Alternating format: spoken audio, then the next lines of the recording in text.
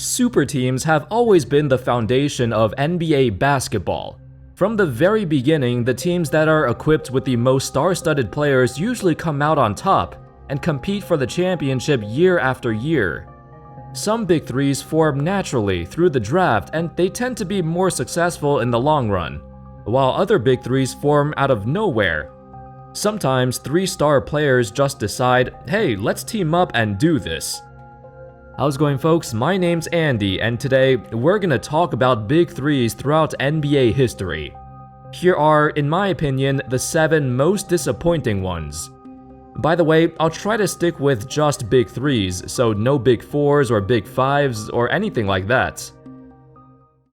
But before we start, this video is sponsored by Otis. Otis is the stock market for culture. They have a website and an app where you can buy and sell shares of culturally relevant pieces.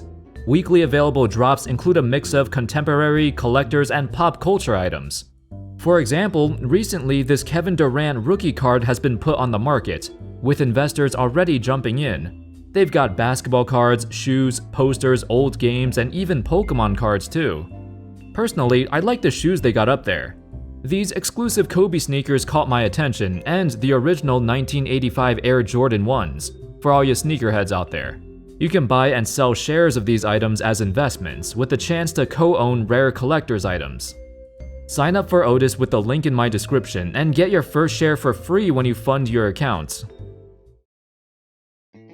Number 7. Kevin Garnett, Sam Cassell, and Latrell Sprewell. In the 2003 offseason, a frustrated Kevin Garnett had been carrying the Wolves franchise on his back for many years.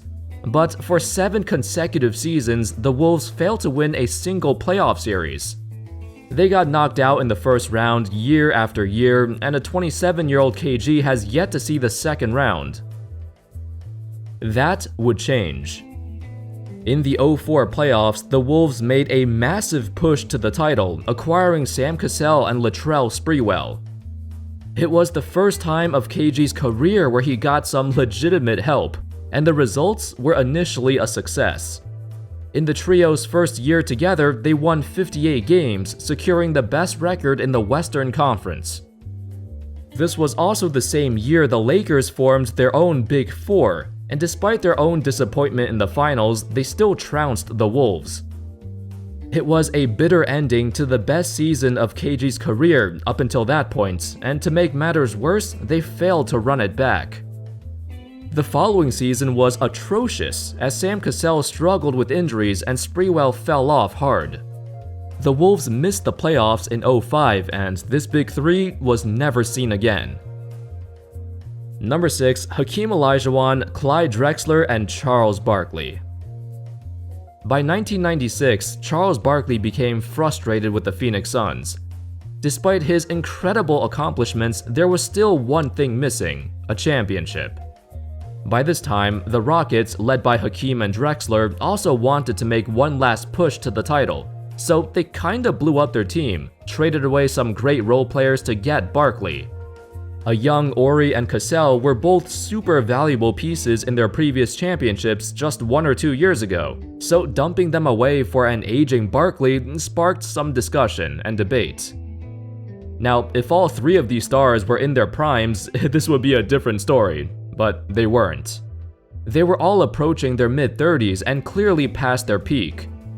In the 97 playoffs, they were crushing it until they faced the Jazz. In a tightly competitive Game 6, Stockton hit the game-winning 3 that launched the Jazz into the finals for the first time ever. For Utah, it was the most iconic, most emotional moment in their franchise history. For the Rockets, it was heartbreaking. You could see it in Chuck's eyes that he knew this was his last chance, and to lose like this, it's devastating. Following this defeat, it was indeed his last chance. The Rockets floated in the first round for a couple years after, but couldn't get another real shot at the title. Number 5. Gilbert Arenas, Caron Butler, and Antawn Jamison.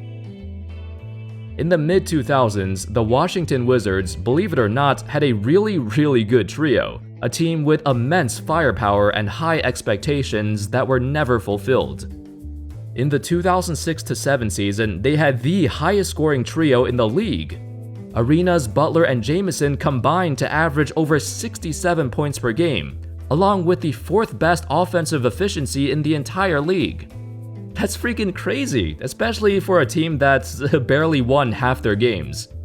While the Wizards were an offensive powerhouse, defensively they were absolutely putrid, always ranking near the bottom. As someone who's a huge fan of Arenas, his style of play was just so fun to watch. He was pulling up from 30 feet out before Steph Curry made it popular. He had the flash, the flair, and the finesse to truly become an NBA megastar. For a short time, I'd say he was, but injuries, knee problems, and, pulling out a gun in the locker room, those are things that you do not want to see happen. His career plummeted, and sadly, those Wizards teams have largely been forgotten. Nowadays, they're only recognized as LeBron's first playoff rivals. Number 4, Kevin Durant, Russell Westbrook, and James Harden. I was debating on whether or not to put this trio on the list. On one hand, they reached the finals at the ages of 22 and 23. That's already better than every other trio on this list, so I wouldn't say it's a disappointment. On the other hand, because they were so good, they had so many missed opportunities. They had so much untapped potential, so many high expectations that were never lived up to, simply because Harden got traded. Maybe he wouldn't have turned into the same player if they all stayed together, or maybe the luxury tax was too detrimental for a small market team to handle if all 3 of them got paid. Either way, this young trio is certainly the biggest missed opportunity in NBA history. To break them up right after reaching the finals, it's pretty damning. Number 3, Carmelo Anthony, Amare Stoudemire, and Tyson Chandler. At the 2011 trade deadline, the Knicks were doing quite well. Stoudemire was a top 5 MVP candidate. The Knicks surrounded him with a solid supporting cast, and for the first time in forever, Knicks fans actually had hope. The future was looking bright. Then Melo came, for better or worse. Now, I'm a huge fan of Melo. I know what he brought to New York, and I know he did lead them to their best season since 1999. However, the Knicks trading what seems like their entire supporting cast to get Melo in the first place, that was the killer. Guys like Wilson Chandler, Danilo Gallinari, Raymond Felton, who actually came back later, and even Timofey Mozgov. They were all crucial to the team's success. To give them all up when Melo could have easily signed with the Knicks as a free agent during the summer, yeah, it was not ideal. The rest of the 2010-11 season was a disaster. They lost the same flair they had when Stoudemire was leading the team. We all knew defensively they'd be terrible, but offensively they somehow looked even worse. Melo and Amare had zero chemistry. A few months later, in the offseason, they signed Tyson Chandler to help with their defensive problems, which he did. The Knicks had one good run in the 2013 playoffs, where they won 54 games and reached the semifinals. But that was it. Through a combination of injuries and an aging core of players, they seriously lacked any sort of identity. It seems like 80% of their game plan was to pass the ball to Melo and watch him do something. It didn't work in Denver, and it didn't work any better in New York. Despite their championship aspirations, in 3 seasons, this Big Three achieved nothing but a second-round exit. Number 2, Anthony Davis, DeMarcus Cousins, and Jrue Holiday. When you pair arguably the 2 best big men in the league at the time, plus an all-star caliber point guard like Jrue Holiday, you expect some nasty results. And they were nasty, just not the nasty you're thinking of. In the short time they played together, this Davis-Cousins frontcourt, nicknamed Icy Hot, due to Cousins' hot-tempered persona paired with Davis and his cool demeanor, they struggled to play together. In the 2017-18 season, they were better when only one of them was on the floor while the other sat on the bench. If they were on the floor together, there were diminishing results. It was quite evident after Cousins tore his Achilles halfway through the season. The Pelicans played better without him, finishing the season with 48 wins and reaching the second round of the playoffs. At that point, it was the furthest Davis has ever gone. It was that moment when the Pelicans realized they don't need Cousins, hence why they did not re-sign him. Plus, having a severe Achilles injury, it's pretty hard for players to recover. Had he not suffered that, they might have still been together.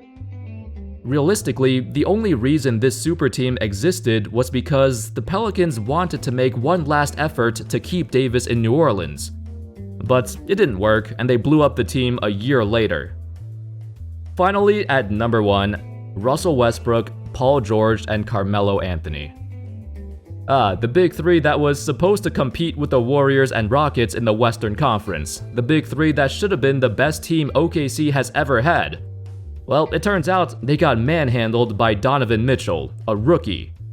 The addition of Melo was supposed to be the final piece to push them over the top. The guy who's supposed to play off of Westbrook and George to take the pressure off of them because they needed a third option. Looking back, I can't believe people even expected a washed-up Melo to help them in any way. OKC's game plan was essentially to just throw the ball to one of their stars and let them ISO. I guess that's been OKC's thing for a while. Melo was simply not good enough anymore. Overall, this post-Durant era with Westbrook drastically underachieved. This Melo experiment only lasted for one season, where they won 48 games and lost in the first round, as usual. Over the years, regardless of the star players they added, they couldn't get out of the first round. Definitely the most disappointing super team we've seen in recent history. Anyway, that's all folks. Those were 7 of the most disappointing trios in NBA history. The expectations were sky high, but the performance was low. Let me know in the comment section of any other big threes you can think of that severely underperformed. Which ones got so much hype, yet nothing to show for it? Thank you all so much for watching, I hope y'all enjoyed the video, and as always, I'll see you next time. Peace.